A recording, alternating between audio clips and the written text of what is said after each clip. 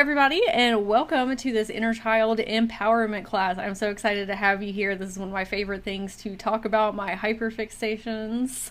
And thank you for being here, whether you are here live or are watching in the future. I appreciate you. So does your higher self and your inner children for learning some fun tools and techniques to connect with the little ones within us, to help us with our manifestations and our imagination. And those are the topics we're going to be discussing today, how all of those work with one another to create a really whimsical reality around you. I know that's what we all want to be experiencing, not only individually, but as a collective and a community, and uplifting one another and just having a good time during this incarnation. So hopefully this will give you some new ways of pulling those things into your spheres, into your realms after today. Okay, so class is in session. We have Miss Frizzle here. She is one of my favorite characters, the teacher from the Magic School Bus. I always try and embody her energy when I'm talking about inner children specifically. It helps them feel grounded and centered and like, okay, we're about to go on some adventures with one another. If it is your first time meeting me, my name is Sage. I am a creative mentor and an energy healer. I specialize in inner child healing, as well as astral and etheric work, working within the Akashic records, helping you connect with your multi-dimensional awareness and expanding your consciousness. And so why are we here today? When I first started on my inner child healing journey, it felt very arduous and challenging because I had so much trauma from childhood and teenage years and young adults that it was very triggering anytime that I looked at those memories and tried to work through things. It really overacted my central nervous system. I had so many negative thoughts. I was experiencing anxiety and depression. I had PTSD. I had an eating disorder. I had body dysmorphia. I had a whole myriad of things going on, and I didn't realize until I got deeper into my spiritual awakening journey that through inner child healing, I would be able to bring a lot of peace to my life. And if it is your first time doing inner child healing and you're saying, oh my gosh, all my sweet angel babies in there are hurting and sad, they're okay. Okay. I think that sometimes people feel very guilty and shameful of, I haven't been taking care of them. Life unfolds as it's meant to. Okay, we are here today with one another. You're right where you need to be at the exact right time. Okay, divine alignment. What I like to share with my clients is if you are experiencing a lot of stress and anxiety in your adult life, we may not have the tools to go in there with our inner children yet. We're working on us in the present so that one day we can go back in there and help them move forward as well. Your inner children are not upset with you, okay, if you have not been in there. Inner children are focused on, are you here now? Great. I love you. That is it. I have rarely ever seen an inner child that is focused on where have you been? They're just happy that you're there. Okay, and that's what we're going to be doing together today, is finding some really fun ways to connect with them. And the reason I say that is because when I first started, I did not have fun tools and techniques because you don't see those as much in the collective. And so I have really made it my mission to bring that to my communities because it can make it a lot easier. And I'm not saying it's always easy peasy lemon squeezy. Okay? Emotions and feelings that you're processing and alchemizing within yourself can feel like the rockiest storm out there. But it doesn't always have to feel that way. There are lots of beautiful experiences that I have had with my inner children, even talking about very traumatic things. And so that's why I want to give us some new tools to implement into our healing practices. We are going to be talking about identifying behavioral patterns, excuse me, in the beginning of this class. So it's not going to feel super heavy, but it's not going to be the most fun in the beginning because we need to identify where our challenges are right now, why we are feeling the way that we're feeling, or why we are stuck. we're not going to talk about a whole bunch of trauma, just more so about the behavioral patterns and then how to move through it. So I want to specifically say that to your inner children while they're listening to this, and they say, hey, I thought we were going to talk about fun things. We are.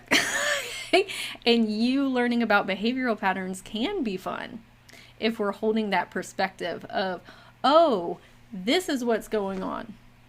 I have been so frustrated because I can't figure it out. And that's why we're all here today, because sometimes you do need an outsider's perspective or somebody that specializes in connecting with inner children so you can get a bigger scope of these are the schematics that I have been running, right? So in that instance, it can be fun and magical because we can just move right on through it and then experience more fun adventures with one another. I am going to be sharing a lot of images on all of these slides that we're about to go through with one another, because I want you to see the importance of symbolism and storytelling when connecting with your inner children. There is a reason that they enjoy fantasy books and cartoons and anime. They like seeing things laid out in front of them in ways that they understand. And images can really pull up some big emotions within you and help you have releases or amplify your manifestations or connections with your inner children. And so that's why I wanted to make sure that they are still having a good time, even if we're talking about things that are a little heavier.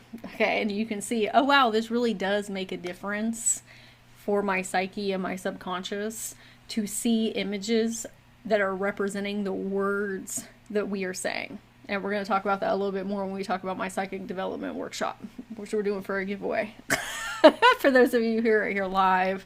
But symbols with your inner children are so important. Even just seeing Miss Frizzle right here, I could have just said, oh, class is in session. Great, love that. Look how fun and whimsical this is, though. With her up here, this is getting our inner children excited for the journey that we're about to go on, and they can see it as, oh, I'm about to learn something. This is educational. At the end, we're going to talk about our biggest takeaways.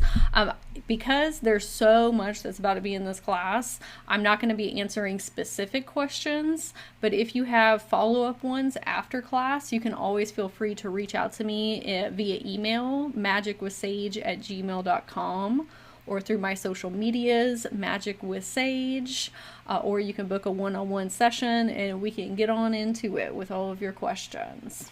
Okay, we're going to go ahead and start our class.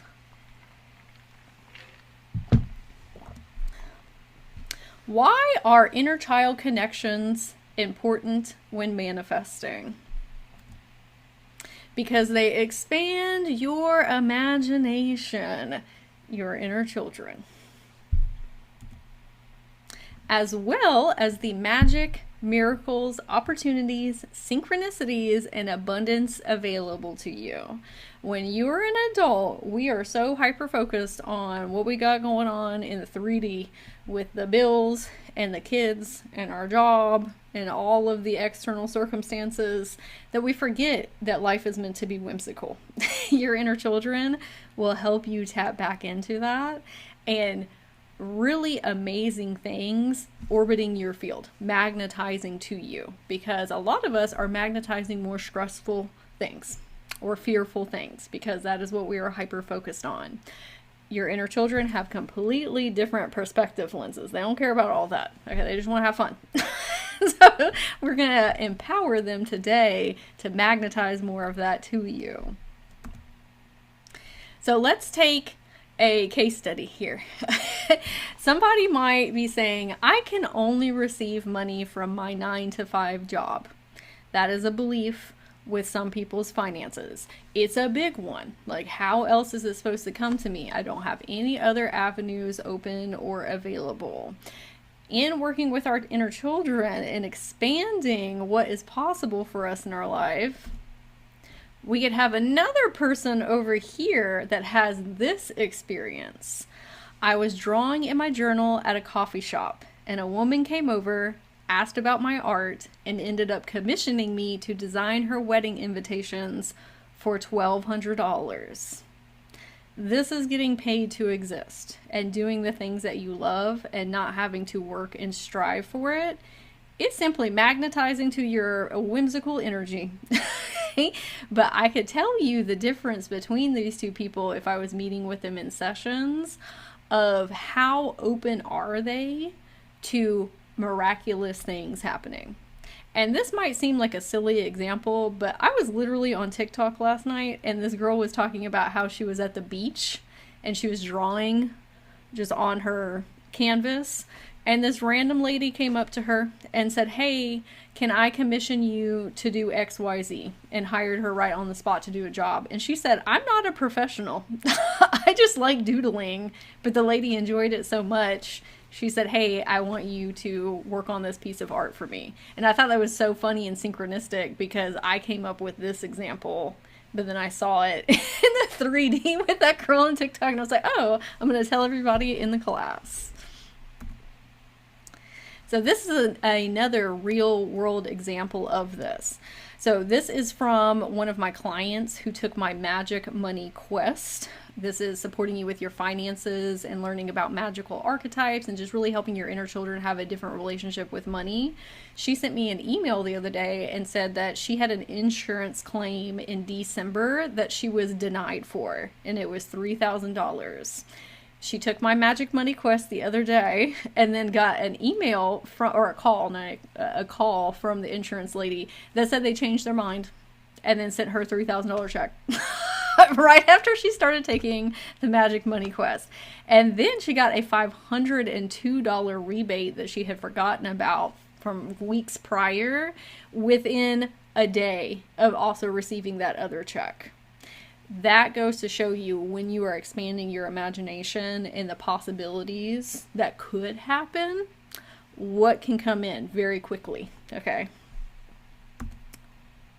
Your inner children are the ones who know how to dream without limitations.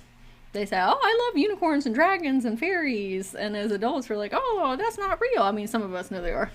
Okay. But a lot of people have their psychic and channeling abilities. I don't like to say shut off, but they need support in re-remembering. Your inner children don't. Okay. They are tapped into different frequencies and dimensions at all times because they know what's really possible. So why do people often feel stuck with manifesting? Where are my manifestations?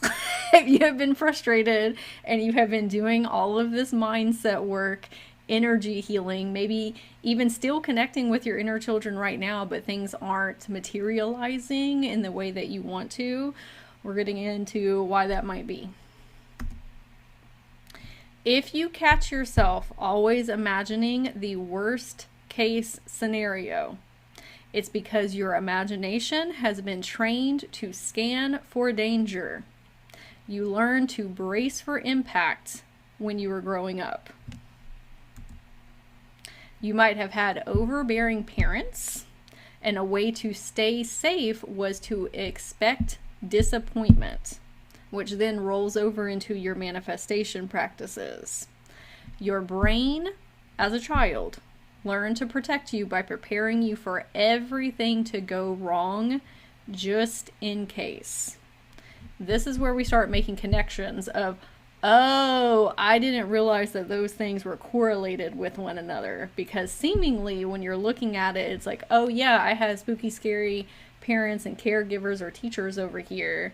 What does that have to do with my manifestations? Well, if you were always scared, shrinking within yourself, emotionally shutting down, that is going to affect your manifestations over here. Or if you're constantly seeking disappointment, it's because you're going to do that with everything, irregardless of what it is, whether it's romantic relationships, friendships, money, your career. It's an overarching behavioral pattern of, oh, that's great for other people, but that's not going to happen for me. Are these things your fault? Absolutely not.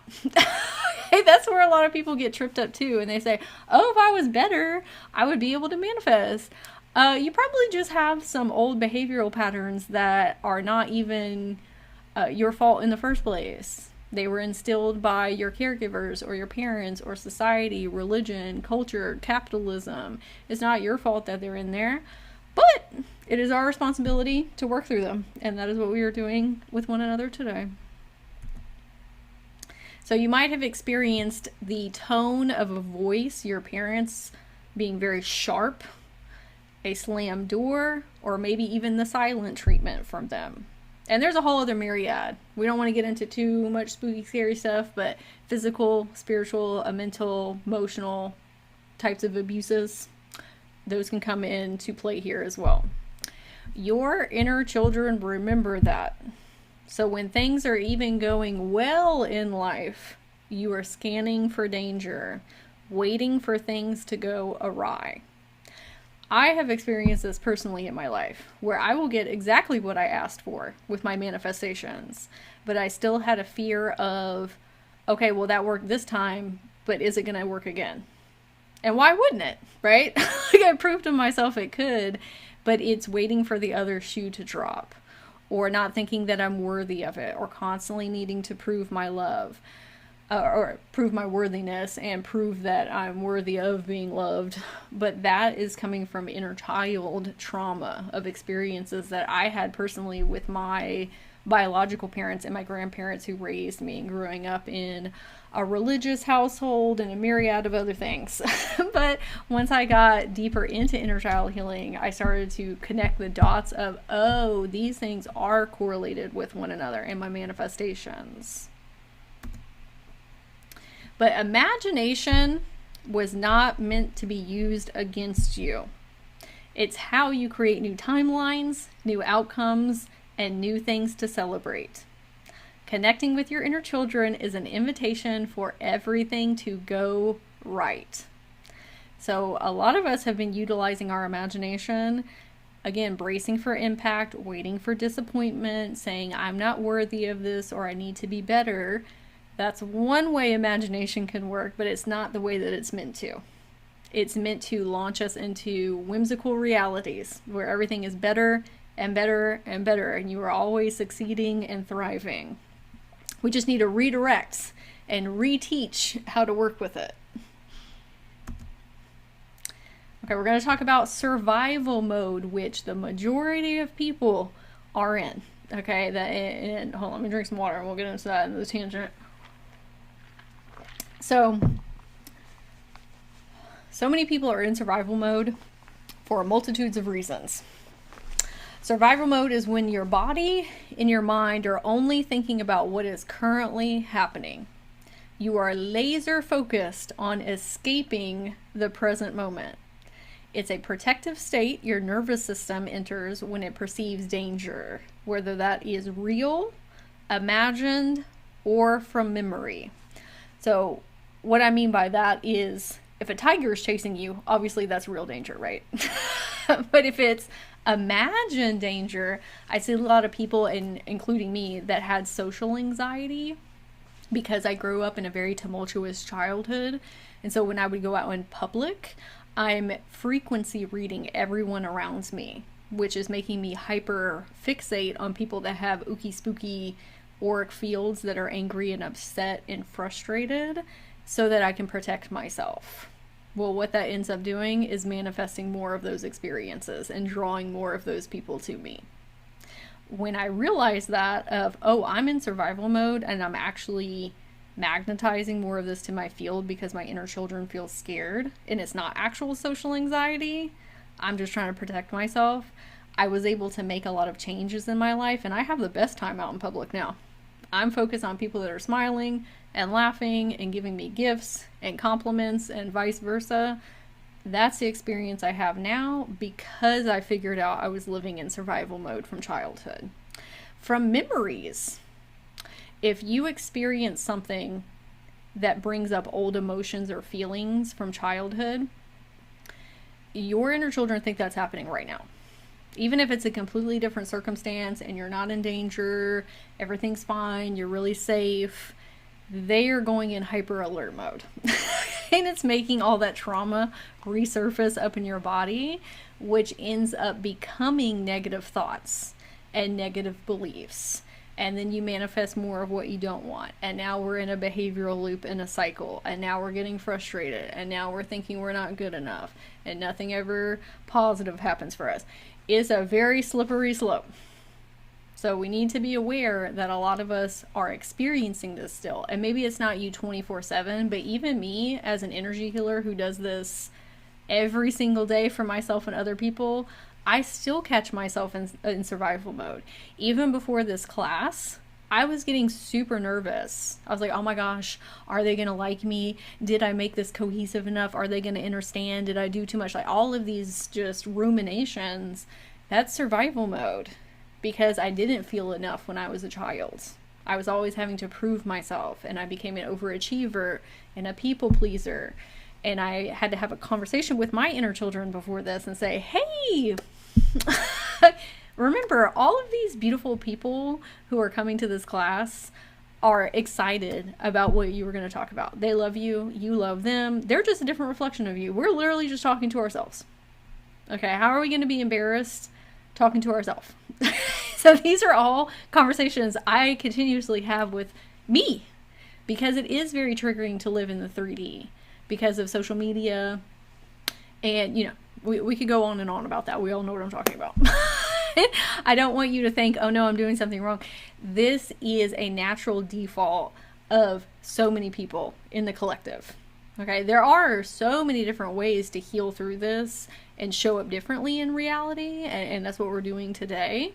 But just having the awareness of, oh, some of these things might be rolling over from childhood, and it's not actually me that's experiencing it's my inner children that are being triggered. That will really help you see things from more of an observant viewpoint and help you feel more safe and secure. But we'll get into that about becoming the higher self. Okay, these are common signs that we are in survival mode. And again, this might be your all the time, or it might be your some of the time, or a little bit of the time. It is okay wherever you're at. We might struggle to relax or feel safe even when things are fine. Overthink or expect the worst, just in case. You feel burned out, shut down, or constantly on edge or overstimulated for our neurodivergent girlies. You have trouble imagining the future or positive experiences and opportunities that could be coming your way. Or trusting your next steps or decisions to make. You make decisions based on fear or urgency instead of alignment, which ends up manifesting fearful results. Then we get in continuous loops of manifesting what we do not prefer if we are consistently living in survival mode. But survival mode is not a flaw. Again, that is not your fault. Okay, that is just programming of the human experience. It is your body trying to keep you safe. What I see a lot of times is people experiencing shame or guilt, especially if you're on a spiritual awakening journey and you're like, I understand all of these different things, but it's still happening. Okay, let's embrace it. Let's say, hey, central nervous system or survival mode, I see what you're doing for me and I love you for it. How absolutely amazing. Fear and anxiety, I see you, I honor you, and I love you because I know that what you're doing is positive in your lenses because what you resist will persist. If you tell those things you hate them, they will get louder and louder. They are trying to get you to hear them. So when I am experiencing fear and anxiety, I say, hey, that's okay. I love you. Thank you. We're going to do something different. Okay? I'm going to help you work through it, but I'm not going to bash you because I know that those things are just different parts of me. And I don't want to hate on different parts of me because that never ends well for anybody. So embrace them and say, thank you for protecting me. I appreciate you. Through nervous system healing, inner child connections, and rewiring patterns, you can create a life that feels fun and full of possibility. That's also why I wanted to call this class Inner Child Empowerment instead of Inner Child Healing. You will hear me use those interchangeably because it's so seeped in the collective consciousness. I like using empowerment because it notates that our inner children are not broken. There's nothing to fix. They're perfect. We love them unconditionally. We are simply helping empower them and feel more confident and self-assured. That feels a lot lighter than saying, oh my God, there's all these things that are broken and I need to fix. Okay, we are empowering, okay, with one another. When you embrace the role of the higher self to your inner children, you create sacred space to lovingly help them heal these patterns. And that is what we are doing today. Identifying, oh, wait a minute, a lot of this stuff is not coming from me. It's coming from my past. That means I have an opportunity to change the things that I'm experiencing with new tools and techniques. But I am not going to continue to identify as me being the problem. Okay? We are empowering ourselves. These patterns of survival mode and attachment styles we're going to talk about and central nervous system reactions are no longer something you need to hold on to as your identity, but things that you can release. They were never yours to carry in the first place. Again, these are things that we learned from other people or that we were birthed into as a collective. That's not you as a soul. As a soul, you are joyous and full of love and magic and whimsy and happiness and empowerment. That's your true self. These are things that are learned over time, but they can be released. Learning about attachment styles and nervous system responses helps you recognize when you're reacting from old survival patterns versus feeling safe or from your imagination as an adult. So we're going to talk about those, not super in depth, but enough so you make the connections of, okay, if I do a little bit of research about these, I will understand myself and that these are not me. There are things that I learned. And now that I can identify them with my inner children, I can take a step back and say, hey, let me help you with that. This is an example of rollover behavioral patterns from childhood. Let's say that you are going to a family function and you have been doing so great on your spiritual awakening journey. You are experiencing peace and centeredness and groundedness every day. Then you get around your family members and you snap right back to child you because they are taking over your consciousness as a survival mechanism. They're saying, oh, I've seen this behavioral pattern with my mom or my dad or my siblings or my extended family. I need to either shrink within myself or I need to argue. I need to get ready to fight or combat somebody or be defensive. I need to lash out or I need to be quiet. However you respond in those situations. And then you get home and you're like, why did I do that? I have all of these tools and techniques and I've been doing all this healing and it's almost like I didn't even have control over my body. That's because your inner children are coming up to the forefront of your consciousness and snapping you back to those old ways of being. That is why it is so important to understand what central nervous system reactions and attachment styles are.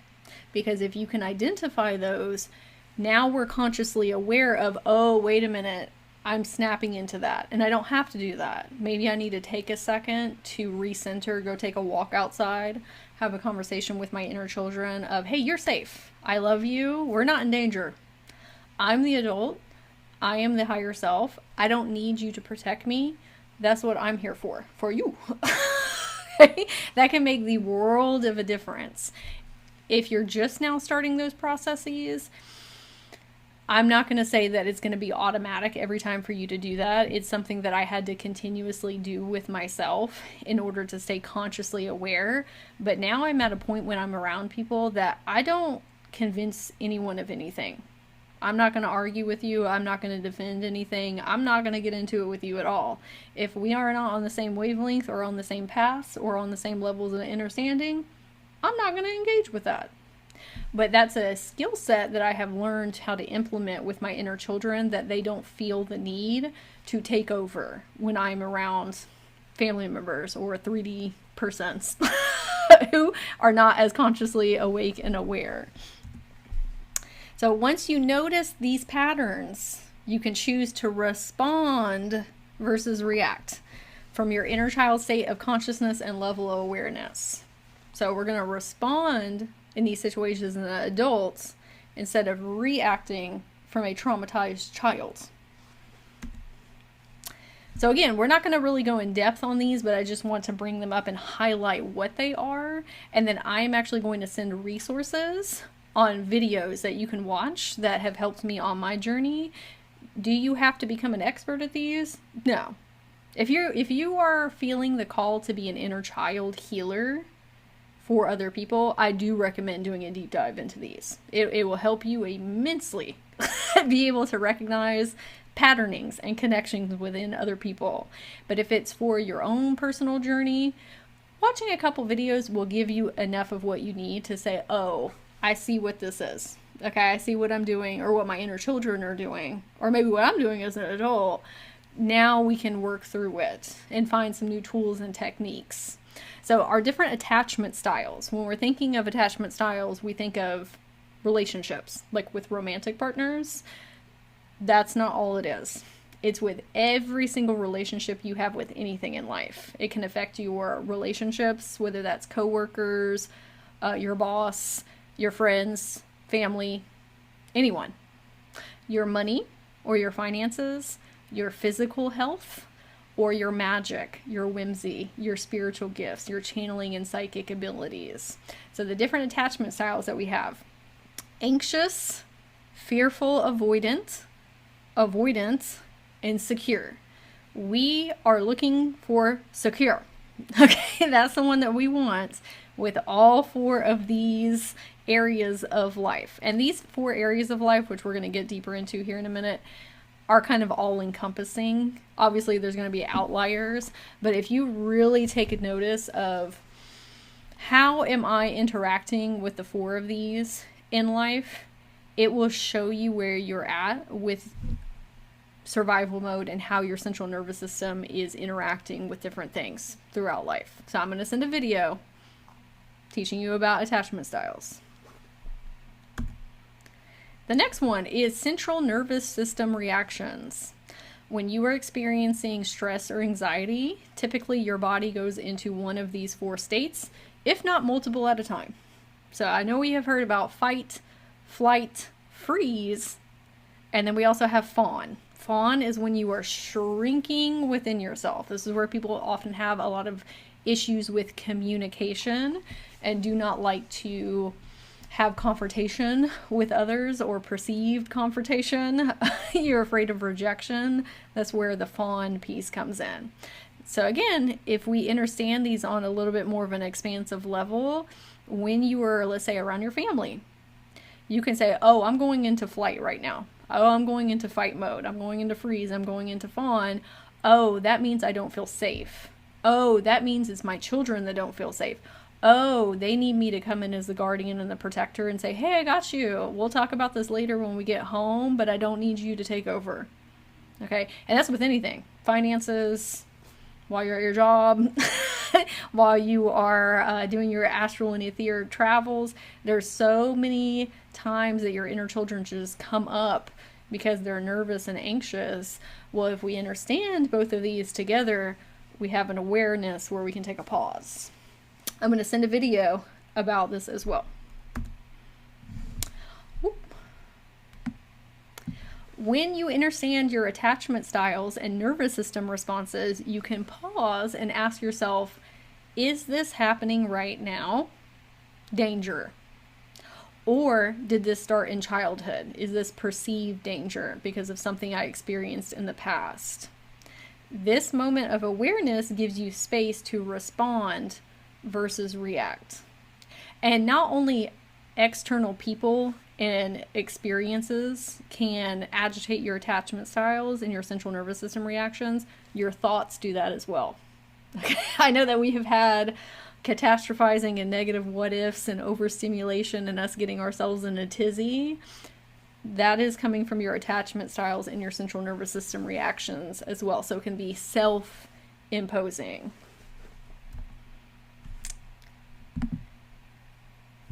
Why is all of this important? Your inner children are focused on two things: feeling safe and having fun. They don't care about anything else. Of all of the inner child healing sessions that I have done, they do not care about anything other than having fun and feeling safe. This is why we need to speak to them on a different level of consciousness, because you as an adult are utilizing your logical and analytical mind, and you're running all these schematics and making all these connections and doing all these things. They don't need all that. You are overwhelming them by coming in and trying to use all of your adult methods, when if you could just boil it down to, hey, I want to help you feel safe and have fun, that's going to take you so much further with your inner children. Obviously with different developmental stages.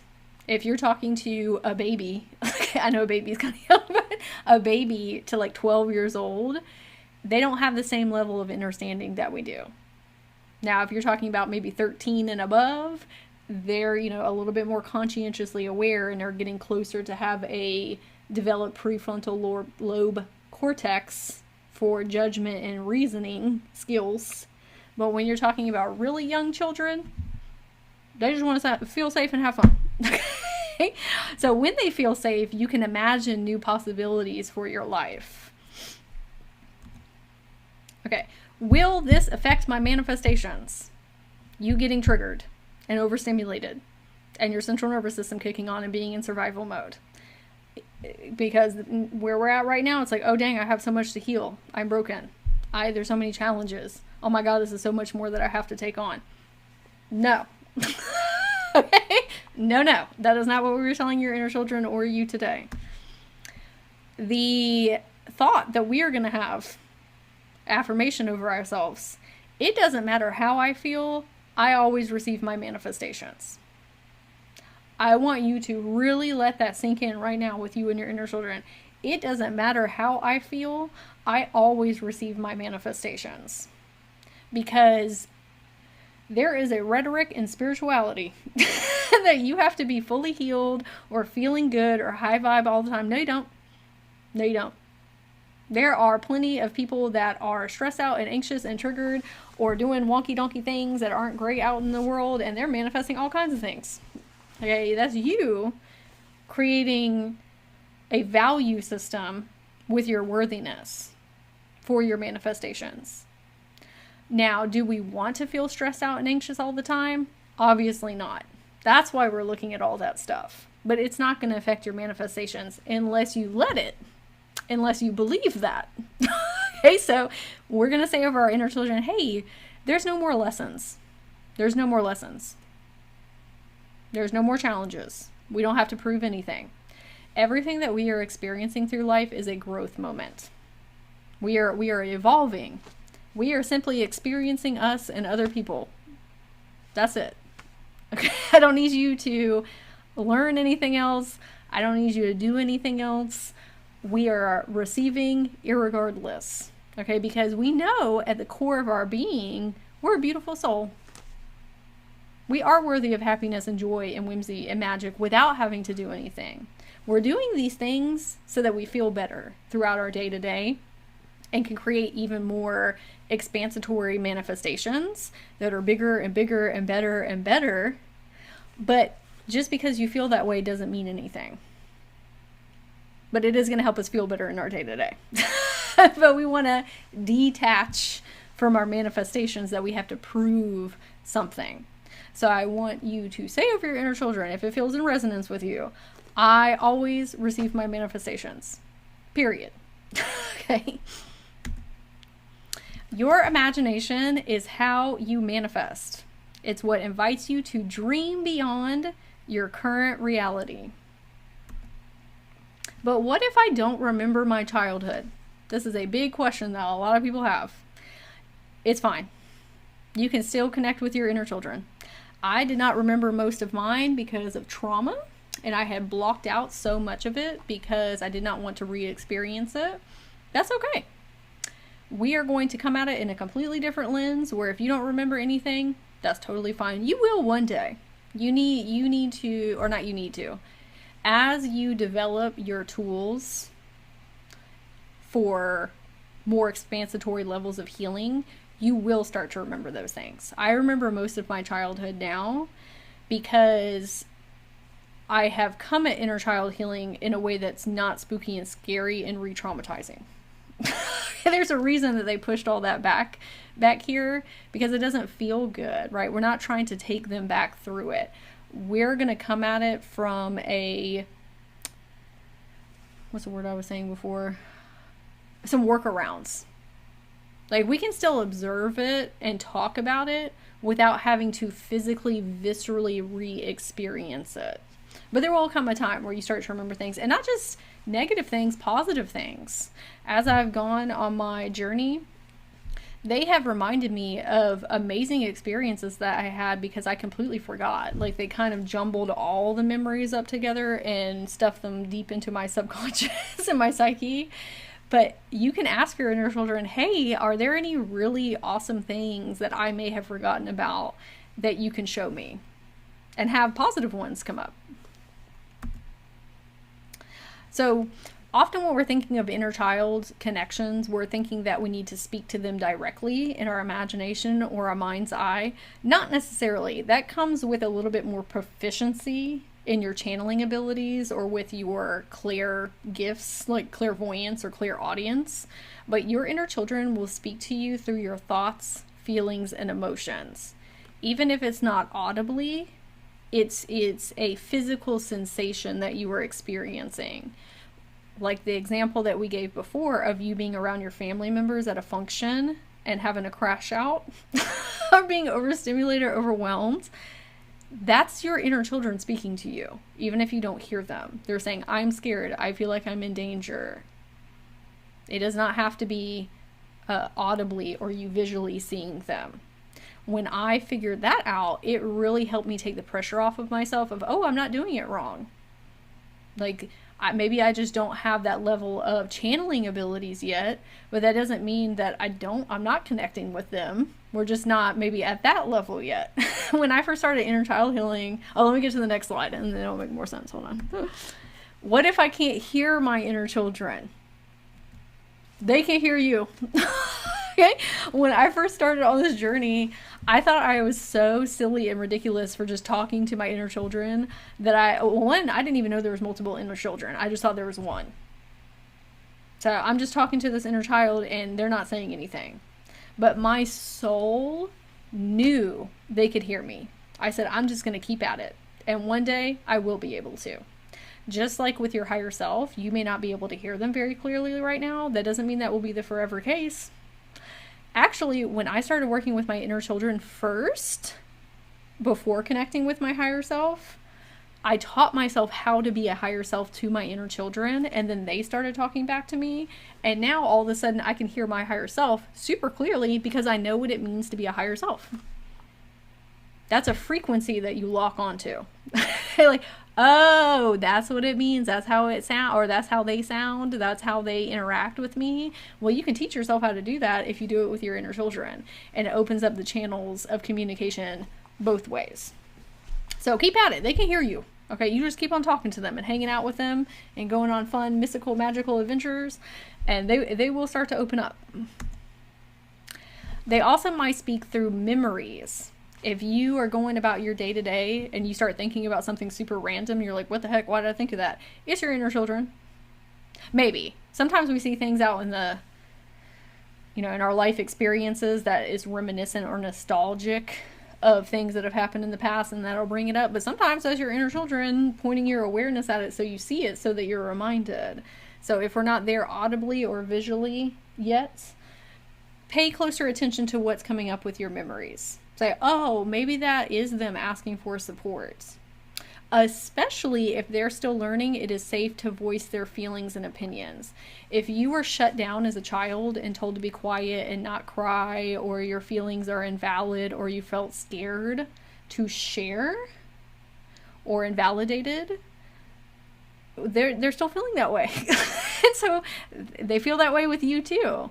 That's why we want to build communication and trust with them so that they feel open enough to do that with you, because they're kind of just seeing you as an adult figure like anybody else, right? So that's where we come in and we teach them, I'm not everybody else. I love you unconditionally and I want to hear what you have to say. So let's give them a little bit more grace of, if they're not ready to come up and talk yet, that's fine. I'm going to keep talking to you. I'm going to keep sending you love and all my positive thoughts and telling you that you're safe and you're cared for. And eventually those will open up. And I say that because this has been me. My inner children were petrified to ever voice their opinions because I lived in such an intense household and told like women are like second class because of religious things, just a whole myriad of stuff. And later on, I realized they didn't talk to me for a really long time because they were taught not to. They didn't have a voice. They didn't know how to use it. So with me continuing to show up with them and just reminding them, I'm here, you're safe, I love you, eventually they started to open up. Okay, most people try to connect with their inner children by going straight into trauma work, but that usually dysregulates you and your inner children even more. It is difficult to heal inner children from a space of urgency, stress, or overwhelm. This is why I said you may have not been at a place to do inner child healing yet, because you are too dysregulated as an adult. I am not saying that you can't do it. It's just a little bit more difficult. I don't know if you've ever experienced a child outside of you that is throwing a tantrum or wildly upset. It's very triggering to you as an adult as well, especially if you had a traumatic experience. So if you're trying to go in and say, hey, let's talk about all of these wildly traumatic things that happened to us as a child, and you're stressed out and anxious, it's going to make them stressed out and anxious.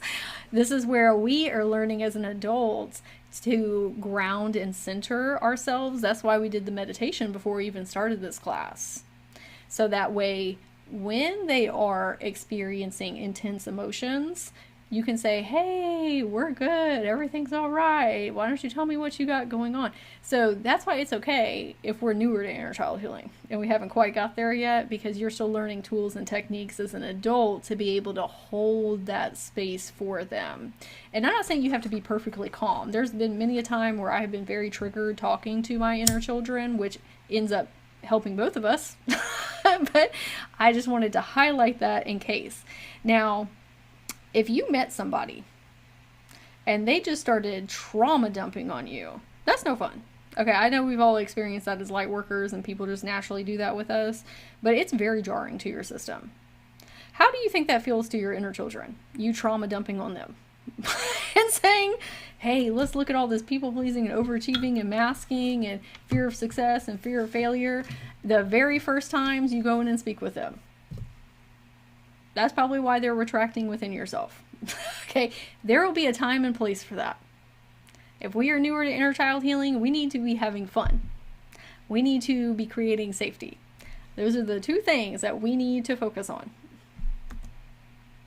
So this is where the art of storytelling comes in. All right, everybody, we are back. So we're going to get into the art of storytelling, and this is what I mean when I was mentioning there are workarounds to digging into some really heavy trauma. Oftentimes we're very focused on the problem or the challenge, whereas we could focus on the solution and where we're headed. Okay, the manifestations that we're bringing in. Now, that's contextual as well, because if you're a self-aware girly, okay, or neurodivergent, or you want to be or are an inner child healer, you will sometimes hear out in the spiritual realms, don't worry about the past, let it go, move forward, persist, be in the end state, in the wish fulfilled. Absolutely, I love that. However, if you're the type of person that likes to ask why questions, and it doesn't satisfy you to just move on, that's why I'm teaching a lot of these things, because same. I want to understand the behavioral patterns. I want to understand why my body is freaking out or going into fight, flight, freeze, or fawn.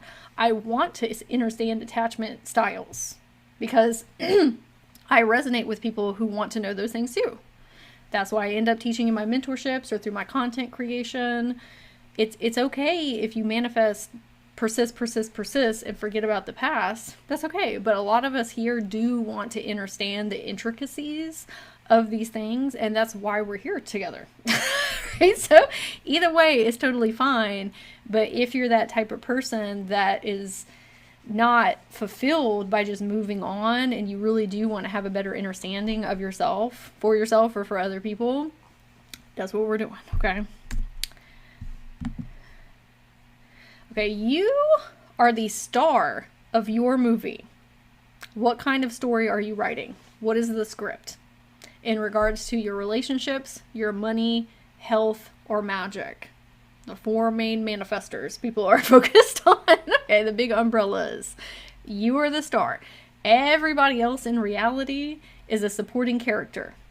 Okay, that's where we get into main character energy, because that's true. Everybody's living in their own reality bubbles. That's also why it's important to work through things like people pleasing and masking and pedestalizing others and other things, because you the center of your reality. Everything revolves around you, but we're taught that that means that you're selfish or you're not being compassionate or empathetic. No, that's a whole bunch of collective jargon that's all been jumbled up with one another. You can still be the main character, and then other people also be the main character and then in their own realities. It's not taking away from other people for you to be self-focused, because we're not coming from a place of oppression or wanting to hurt or harm others. It's like, no, I'm thriving and I'm successful, and you're thriving and you're successful, because we're all reflections of one another, right? So it's okay to embody that role, because now we're the creator of our reality instead of the victim of it and things happening to us. No, we are happening to reality. Reality has to conform around what we say. That's where a lot of people are getting stuck with manifesting, because you are creating a negative story up here and then you see it out here, right? So what is the narrative and the script that we are running right now with these 4 categories? So what if I'm new to storytelling? How do I rewrite my script? This is where I started when I was connecting with my inner children in the beginning. Listening to guided meditations, because a lot of us do not have strong imagination skills because it was taught out of us in school through capitalistic tendencies of us all being production workers and utilizing our logical and analytical mind. So this is something that you need to reconnect with within yourself. That is, when people say you're the creator of your reality, it's working with your imagination. And a way that you can tap back into it is listening to guided meditations. I love this woman on YouTube. Her name is New Horizons, because at this point in my journey, I was not able to hear or see my inner children, much less be in my imagination. I was so cut off from it. I was so stressed and anxious. Okay, let somebody else take the lead. I can listen to somebody talking about unicorns and dragons and fairies, and that way I can relax a little bit more and just enjoy the experience. And then one day I will be able to do that. And I am. I take people on meditative journeys that are whimsical and fun, and I create them now. Right? But I started with listening to somebody else. That doesn't mean you're broken or you're not capable of doing it. Remember, these things have happened because of life, not because of you. So listening to guided meditations with your inner children, whether you can see or hear them or not.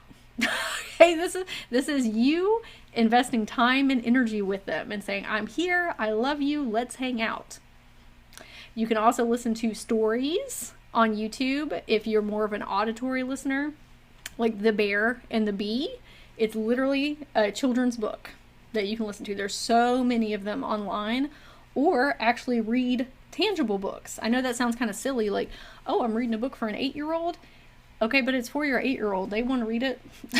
It's just like if you had a child and you're doing bedtime stories with them, or get one for a 10-year-old or a 12-year-old or a 15-year-old. It's teaching yourself how to write stories. Rewrite the narrative of your life. It is going to give you the tools and techniques that you need. It's teaching you the hero's journey. Like, oh, everybody experiences some type of challenge in their life, and then we work through it, and there's life lessons and growth moments. It's teaching you how to have a framework and guides for your own life. We're going to do an activity together with our inner children, so I can give you an example of this. So yeah, we could go in and talk to our inner children about money trauma, for sure.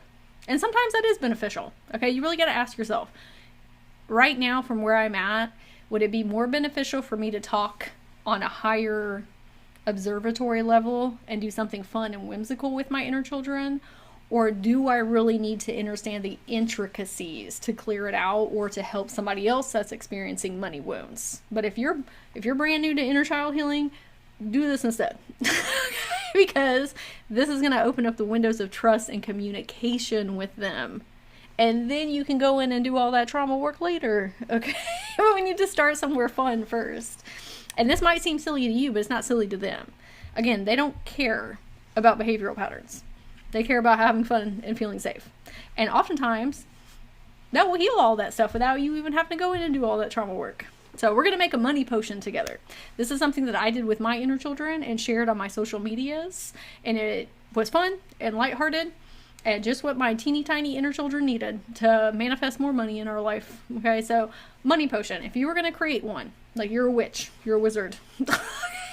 And what would you put inside of your potion to bring more money in? So I'm going to share what I have put together here. So we're going to start in a location, an anchor point.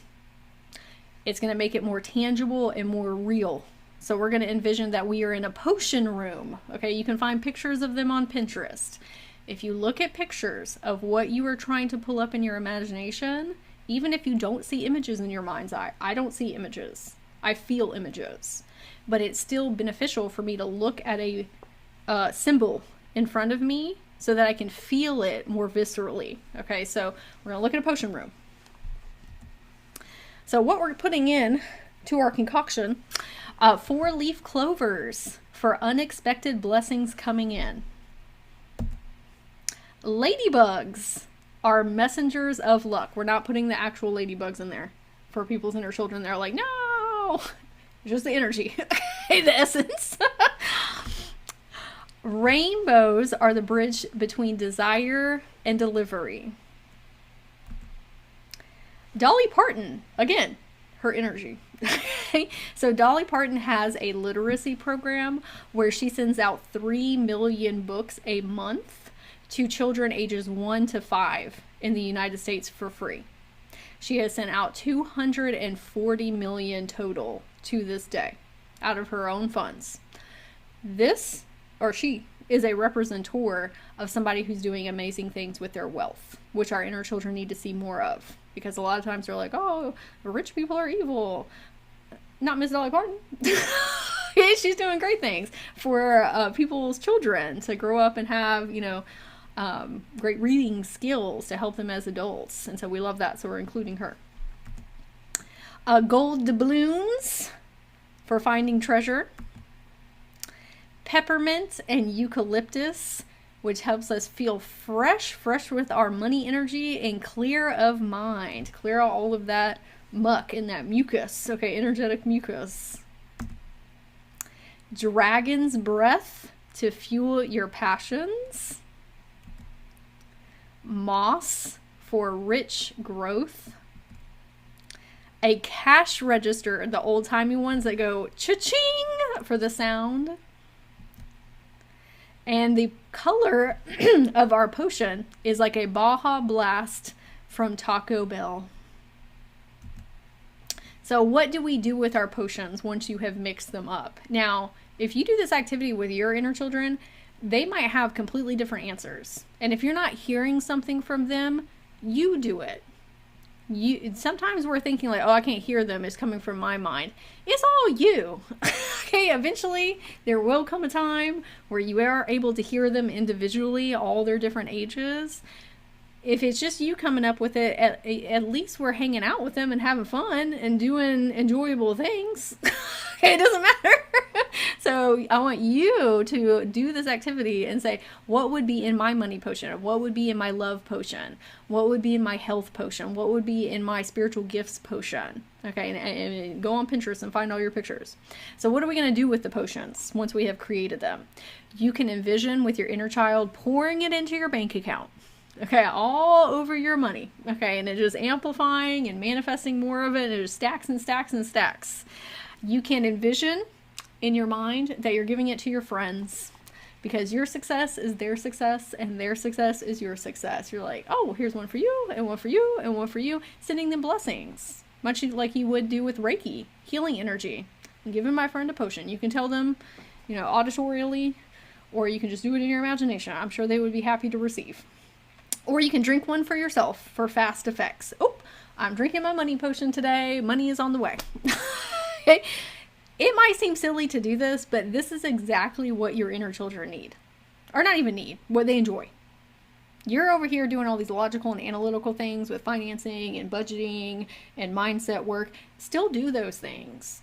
But those don't make sense to your inner children, and your inner children are the ones that are carrying the wounds to begin with. Sometimes you can circumvent all this adult stuff if you go in and reparent your inner children where it first started, doing whimsical things. And so this is an example, but you see how this is also storytelling. That's why that skill is also important, because there's a beginning, a middle, and an end. Okay, there's arcs, there's cycles.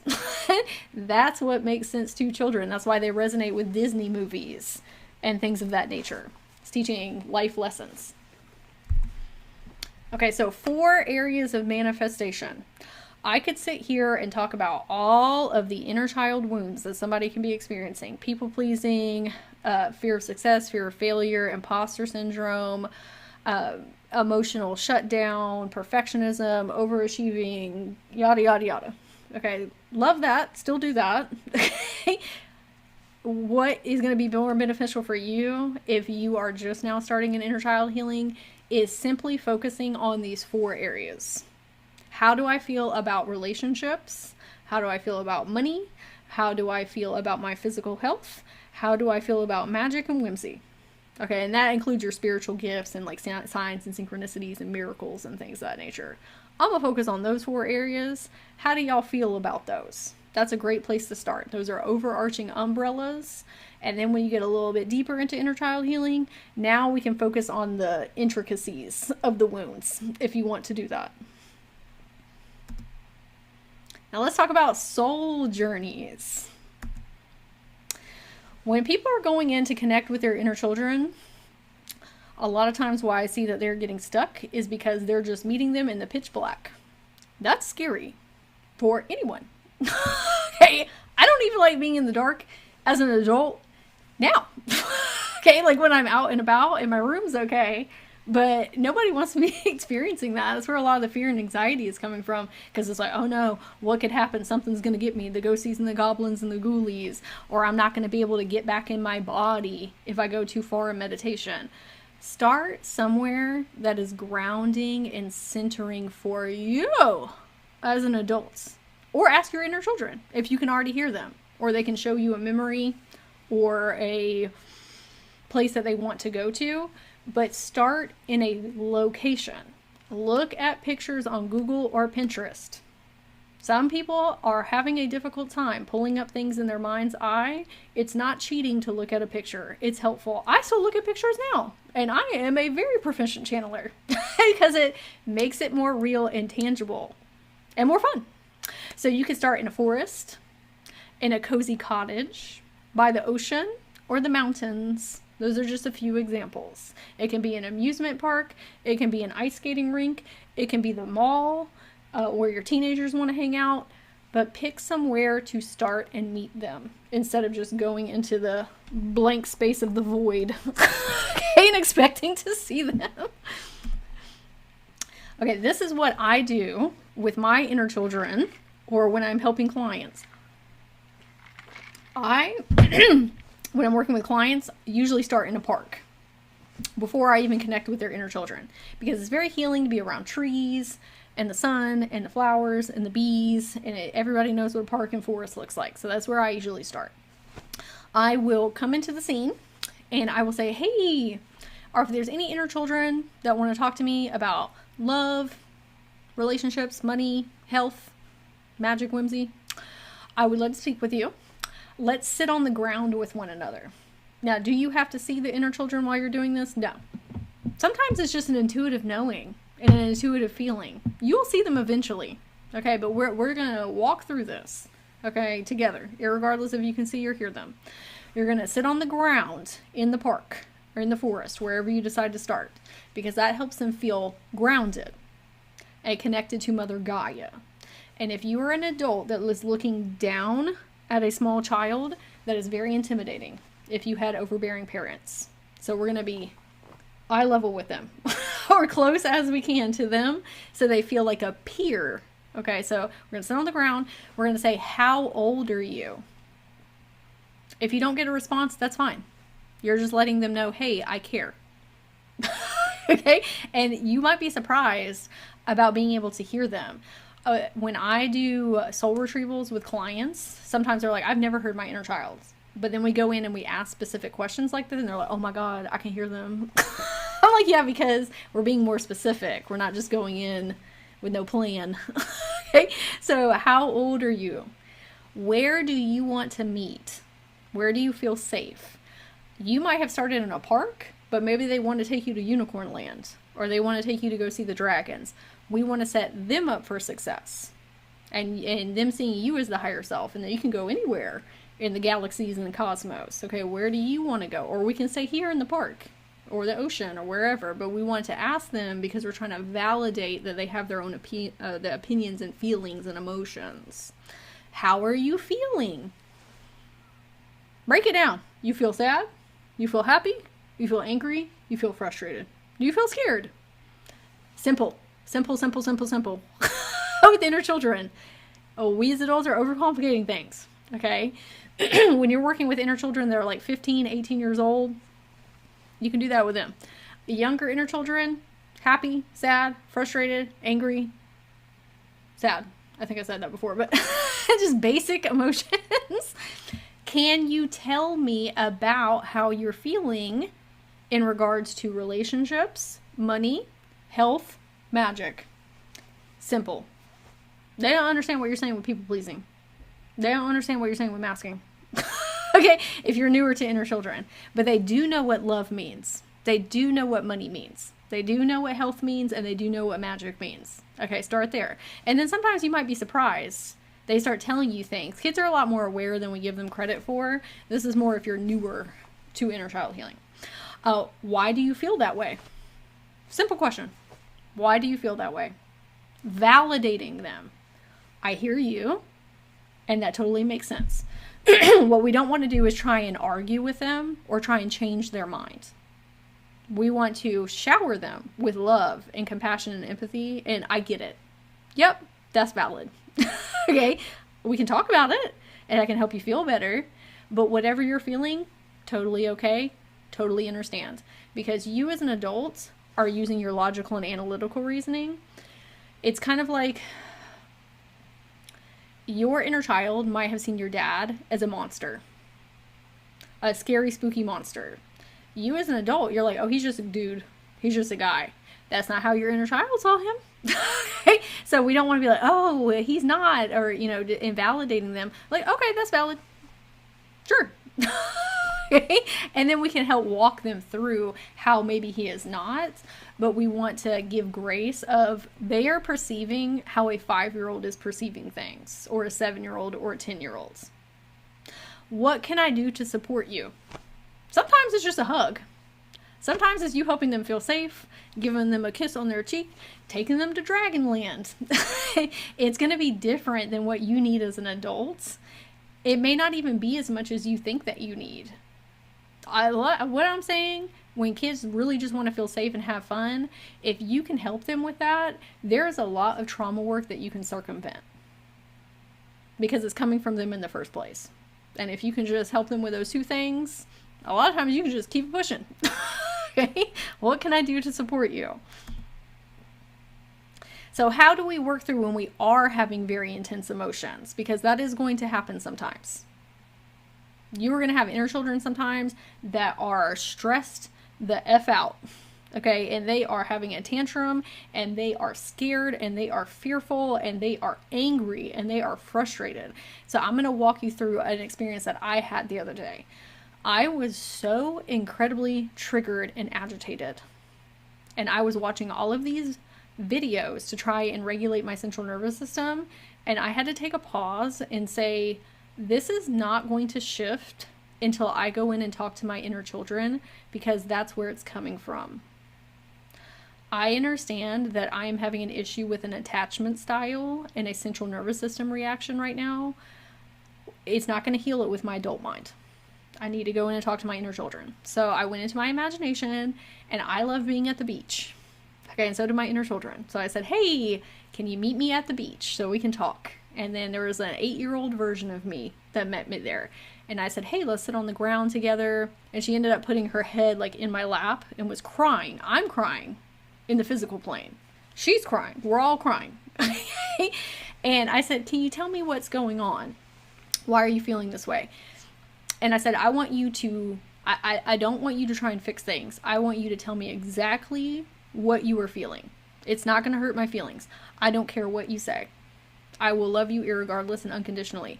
And she went on a 5-minute rant about how she hates everything in my life and how she hates me. That I am leading her to dangerous and stable places. And that I don't listen to her, and I don't make her feel safe. And I'll be honest with you, that did not feel good to hear. Okay? But because I have been doing this work, I was able to stay regulated and centered, and I said, that's okay. That's okay if you hate me. Okay? That is fine. I want you to keep going. And she just kept talking and crying and talking and crying. And I said, how do you feel now? And she said, I feel better. That's when I realized she wasn't talking about me. She was saying things that she wanted to my parents, but she was never able to. And she had to stuff it down.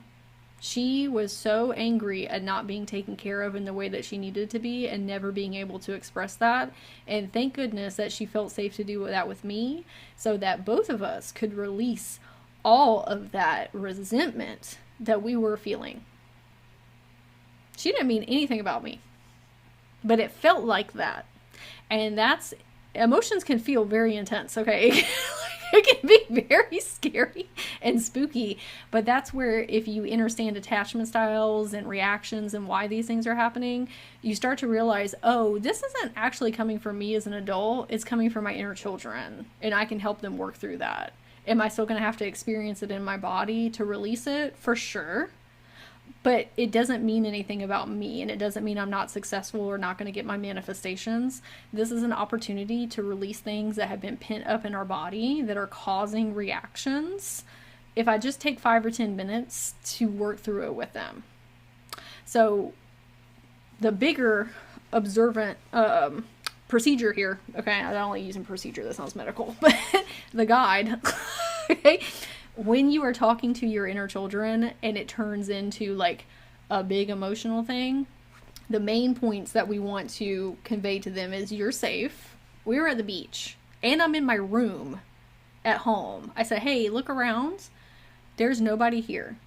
Nobody's going to yell at you. Nobody's going to get upset. You're okay to say whatever you want to say. Thank you. I told her, girl, thank you so much for saying what you had to say. Because it brought her so much closure. It brought me closure. I had never been able to express those things. Thank you. Thank you for trusting me enough to say those things to me so we could work through it together. I'm proud of you. I love that you express your feelings and emotions. What a rock star. Okay? Stellar. I love you unconditionally. It doesn't matter what you say. You can curse as loud as you want in here. You can say horrible, nasty things. I don't think they're horrible and nasty, because I know thoughts are just thoughts. I know feelings and emotions are temporary. It's fine. Okay? No matter what you say or how you feel, I love you and you are perfect the way that you are. That is what your inner children are focused on. That's all they need. Yes, I could have sat there and talked about, oh, well, you know, our parents did this and they did that and we did this and they did that and let's look through all these trauma and all that. She didn't need all that. She needed this. Right? So that's where I'm conveying, like, hey, sometimes it is beneficial to sift through, like, why are we experiencing all these trauma wounds? Or you can kind of work around it and just focus on feeling safe and having fun. And then moving through. Okay.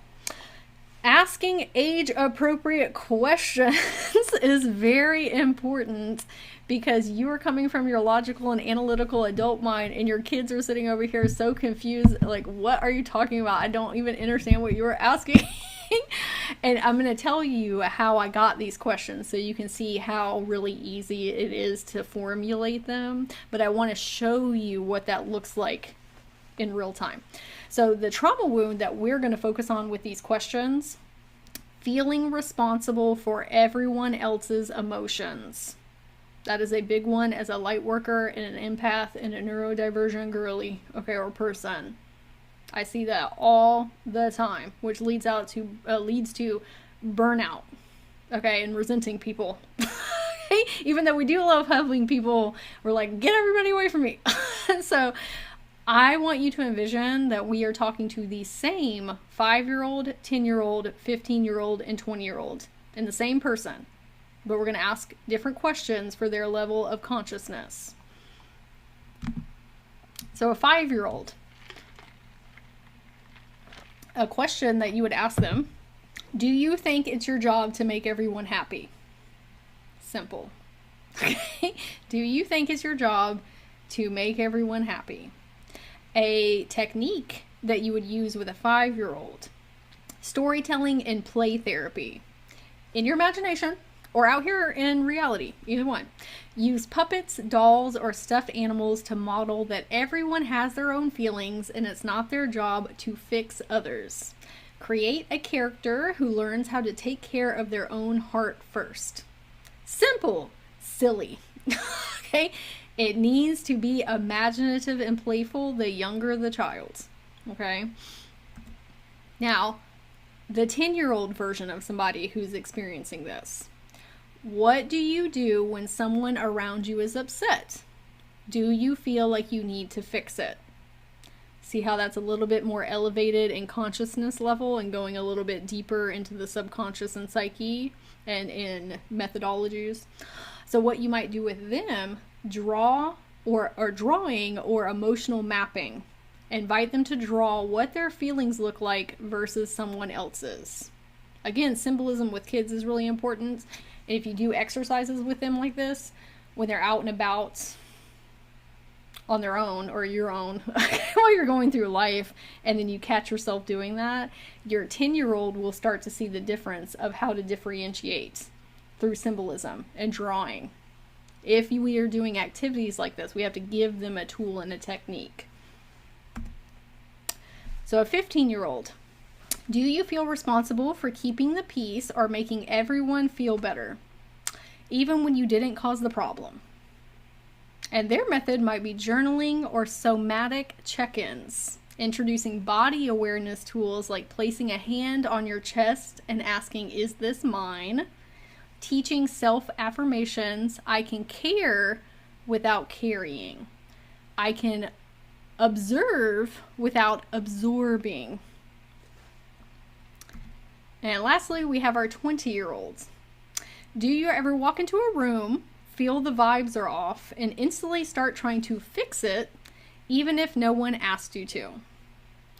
The method that we would use with a 20-year-old, because they're using their logical and analytical skills now as an adult, okay, or very young adults, they are going to do inner child healing like we are doing right now because they're at that level of awareness. So use inner child integration techniques to explore the version of you that steps into the emotional fixer or caretaker role. So your 20-year-old would ask the inner children within, when did I first learn I needed to do this? Become the emotional caretaker, and then identifying the different age. What does this part of me need to feel safe or have fun? Like we talked about previously. Every age child has a different level of consciousness. They have different perspectives and experiences. You might be experiencing imposter syndrome and had a circumstance happen that triggered that at all the different ages for different reasons. And this is not me saying that you need to go in and heal every single one of them.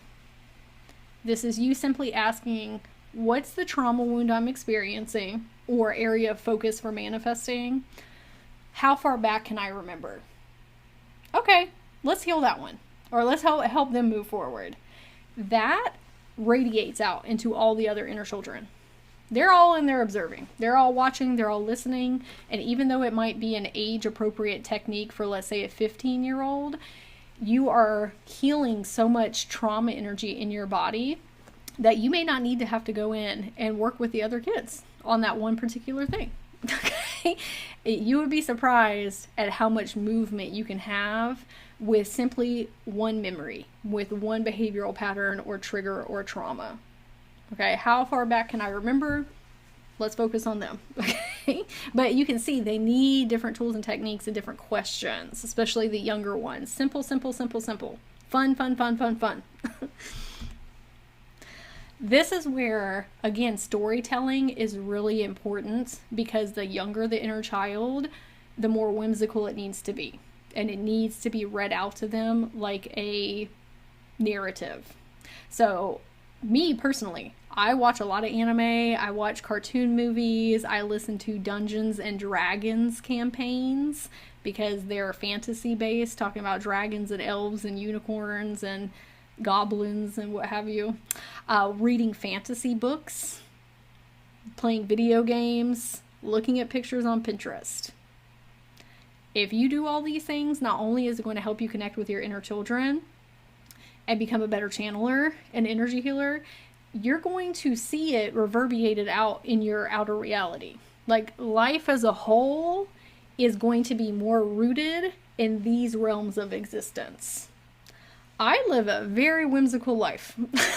Okay? If y'all watch me on social media, I'll be talking and sharing all these like fantastical things happening. It's because I'm seeping my consciousness in it. It's because I live in my inner child state of wonderment. And I feel that and fuel it by doing these things, which seems silly as an adult, but we're trying to be silly. I do not want to live a stressful and anxious life that's rooted in logic and analytics and boring, okay? And everybody being the same and being homogenous. This is where I want to be, and I am. And this is where I'm trying to get other people to too, via coming to classes like this. So if you're here watching it live or in the future, I would assume you want to be too. Okay, so we need to invest more time and energy in whimsy and storytelling so you can write a new narrative up here. Okay, so we're going to get into our giveaways, and then we're going to go through the soul retrieval so you can see in real time what an inner child journey looks like. I did one with a client the other day, and she gave me permission to share, so you thought it would be very helpful for everybody.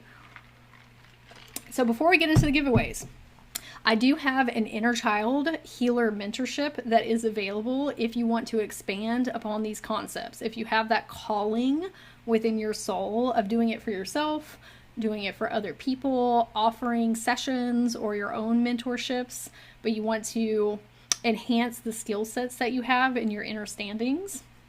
We do 3 sessions together. The first one is Foundations. This is how to recognize behavioral patterns and cycles within other people, whether it's family members, friends, or clients. Are they experiencing people pleasing? Are they experiencing masking? Are they experiencing emotional shutdown? That way you can figure out how you can get them to where they're trying to go in life. Because again, they might be stuck because they have not flushed those things out from childhood. So the first session is helping us recognize that within other people. The second one is a soul retrieval, where I actually take you and one of your inner children through a healing experience so you can lock onto that frequency and you understand how to do that within the Akashic records, how to actually timeline jump, astral project yourself to their time and space in the past. The past isn't real, time's not linear, but we connect with them in the present moment so you can actually speak to them and communicate with them in real time. Once you open up that window of communication, you'll always have it. You can do it with any of your inner children, but it is beneficial for somebody to do it with you. I didn't have somebody to do that with, and I had to figure out on my own. I'm not saying that you need me to do it. You can do it. Okay, I believe in you. I did myself. But sometimes we want to save time and energy and say, hey, teach me how to do this. And so I walk you through it so you have it with you as a tool. The third session is session flow.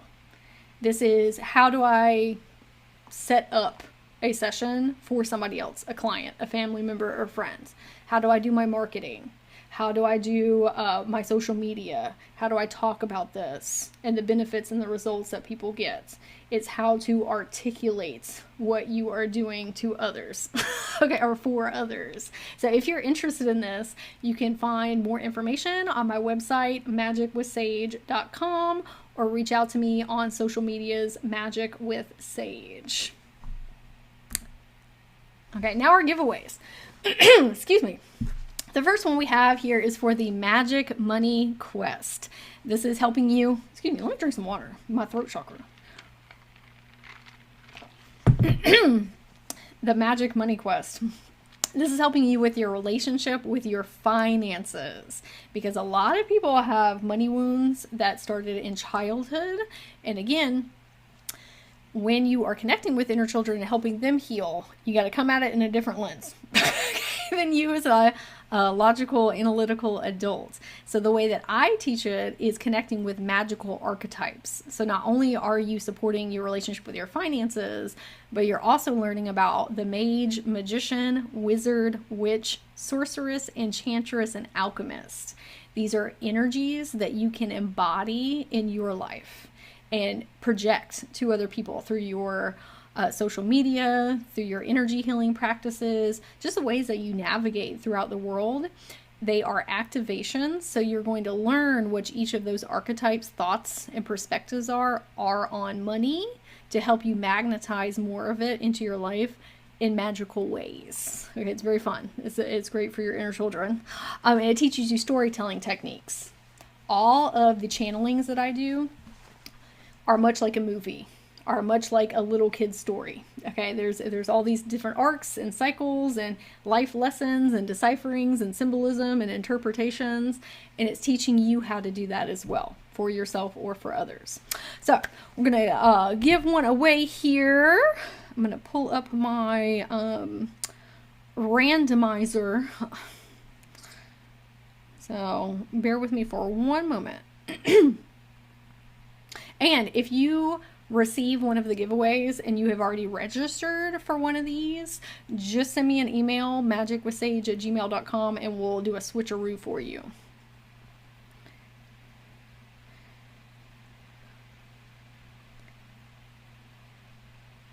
Do a drum roll. Haley Adams. Haley Adams, you are the winner of the Magic Money Quests. Okay, and then I'll send you an email afterwards. Okay, and if anybody would like to sign up for this, you can find it on my website. Okay, the next one is the Spiritual Gift Activation Series. There are a lot of inner children that have fears of doing astral and etheric work. We have been cut off from that because of religious trauma, or watching social media, or movies, TV shows, books with the ghosties, goblins, and ghoulies that are going to get us. And so I am reintroducing your inner children to their magical and whimsical abilities and reawakening that within yourself.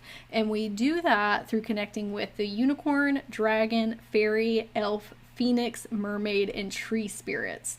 So we are helping them feel more safe and grounded and centered with connecting with your multidimensional facets and awarenesses, but I'm also teaching you how to actually implement 7 new spiritual gifts. I walk you through what they are, how to develop them, and how to share them with others. So if you are a practitioner and you've been feeling a little bit stalled out on your next level of gifts, this will give you some new ones to play around with, but you don't have to be a practitioner. You can also utilize these in your own personal life as well. And again, I teach them through storytelling techniques. So if you walk yourself through this, it's going to help you with your manifesting abilities as well. all of the things that we have talked about thus far. And you can find this on my website, magicwithsage.com. And we will get another winner here.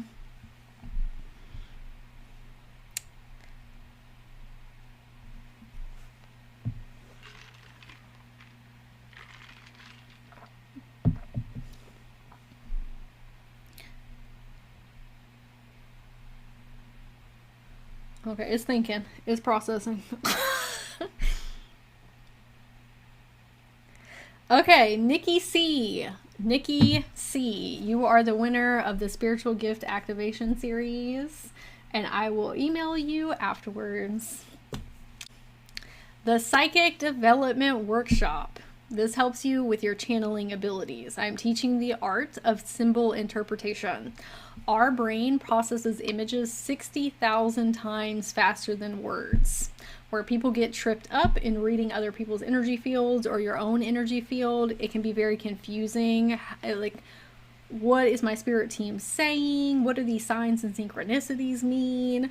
Working with symbols streamlines everything. It makes it so much of an easier process. That's also why I included so many pictures along our journey today, because it really does amplify the energy and helps your brain understand the concepts of words and language and thoughts, feelings, and emotions. Okay, it brings those together as superchargers with one another. And this workshop also helps you trust your intuition and the downloads and insights that you are receiving.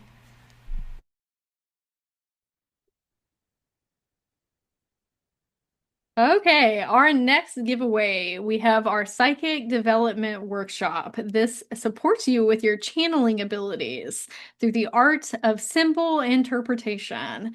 That's one of the reasons that I included all of the images on our slideshow, because it helps our brain bridge words and language with thoughts, feelings, and emotions over here. So the physical and the energetic. Our brain processes images 60,000 times faster than words. When I started working with symbols, it made channeling so much easier and more clear and more fun.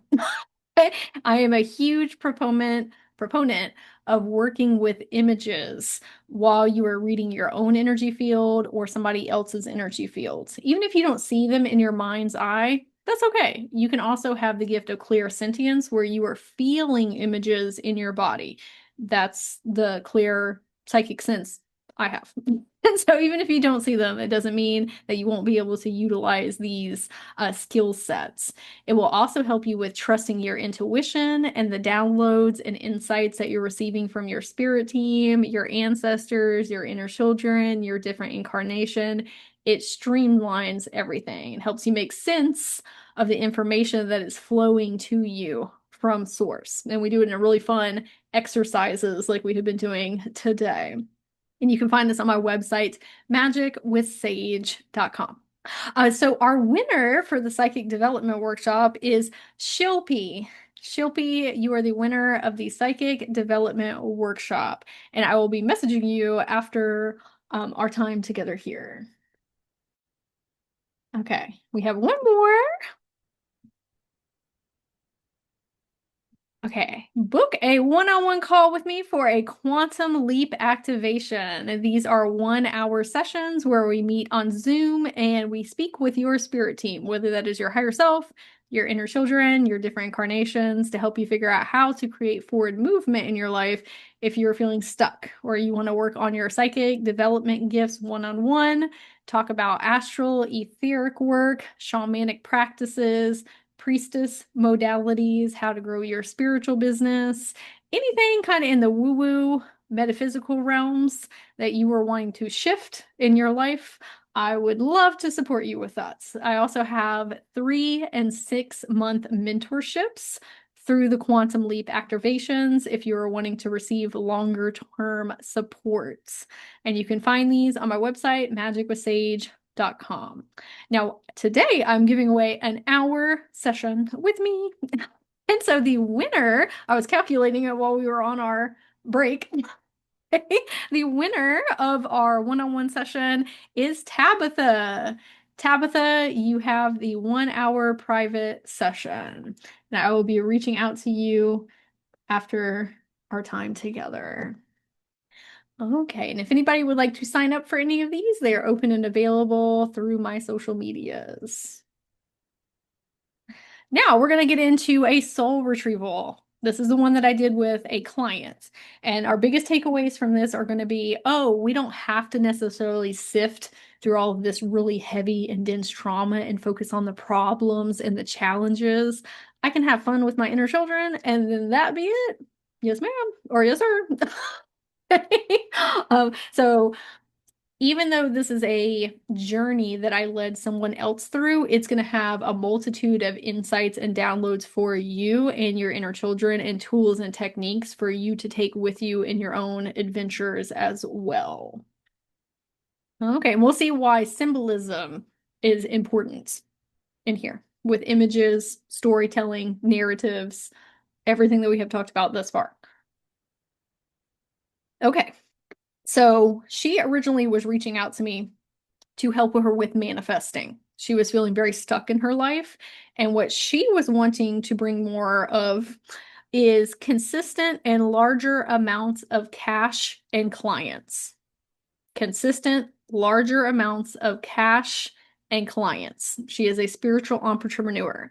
However, you can insert anything you want here, whatever your goals, dreams, and aspirations are with love, money, physical health, magic. Okay, so you think about something you want right now. Okay, and we're going to apply it to this journey. So, higher self was asking, are your thoughts coming from what do I need to do? Or I'm so happy that. If you are focusing on what do I need to do to fix what is wrong in my life, we are focusing on the problem. We are focusing on disappointment, like we talked about in our inner child healing class. Okay, what are all the things that are going wrong or could go wrong? Or we can embody the new identity that already has the things, the wish fulfilled, the end state, as you'll hear in manifesting, where you're already on the other side of the solution. I am so happy that now I have more cash and clients coming in consistently. Okay, because we know repeated thoughts turn into beliefs, which turn into manifestations. And that can be positive or negative. Okay, repeated thoughts turn into beliefs, which turn into manifestations. So when I went to her energy field, and that's the reason we have Goldilocks and the three bears up here, that's what I saw. Okay, that story. That is how her inner child was interpreting what was going on with her blocks, if you will. I don't even like to call them blocks, challenges in those areas. So I saw Goldilocks and the three bears. Now, if you're familiar with that story, Goldilocks makes her way through the woods and goes in the bear's house, and they're not home, and there's some porridge out, and she said, oh, this bowl is too cold. This bowl is too hot. Oh, this one is just right. Then she gets in their beds. Oh, this one's too soft. This one's too hard. This one's just right. The reason that this was coming up is because my client was not allowing her imagination to go far enough. She was playing very small in what she is able to manifest, kind of like a pendulum swing. That's how her inner child was interpreting it through Goldilocks. Not going too far one way or too far the other, just being very neutral. Okay. I can have a little bit of my manifestations, but not too much. Okay. And coming back to neutrality, which neutrality is better than negativity, but we're trying to live very magical and whimsical and expansive lives. And so we want to have the very best of the best. So I said it's not allowing yourself to go far enough with your imagination and what's possible for you, because you're trying to protect yourself from disappointment. There are things that have happened in her childhood, and maybe you too, where you always had to be on self alert for all the things that could go wrong to keep yourself safe. Okay. Um, a sentence that came up was positive things only happen to me sometimes. And that might be the narrative that you're running as the main character in your story. Positive things only happen to me sometimes, which that's a better place to be than never. I'm sure we've all experienced that at some point. I felt that way of like, wow, my life sucks. But now I've been on this spiritual awakening healing journey, and I can say, oh, yeah, I have positive things happen sometimes. We want it all the time. I always receive my manifestations. Okay, that's where we're getting to. So I said, hey, come stand over here with me. Okay, her inner child. Do you see that scene over there? And what we were viewing was almost like a movie. Okay, the Goldilocks and the Three Bears over here. I said, do you see how it's kind of dim? It looks like there's a filter lens on it, kind of like back in the day when, TV shows didn't have the highest quality graphics looking back. I mean, they did at the time, but now when we look back, we're like, oh, wow. Okay. I said, do you see how it's kind of dim? Now look at this scene over here. And this is where we saw this picture where it's very vibrant and colorful and fun. I said, which do you prefer? The dim scene or the vibrant scene? And she said, I want the colorful one. And I said, me too. And so her and I stepped into the colorful scene. And she's looking around inside the house at the bears, at Goldilocks, at me. And she said, what if this doesn't happen for me? I said, what do you mean? And she said, what if it doesn't come true? And she's talking about her manifestations. She is seeing them as Goldilocks and the Three Bears, but it's her clients and consistent cash. Okay, again, inner children see things differently than we do.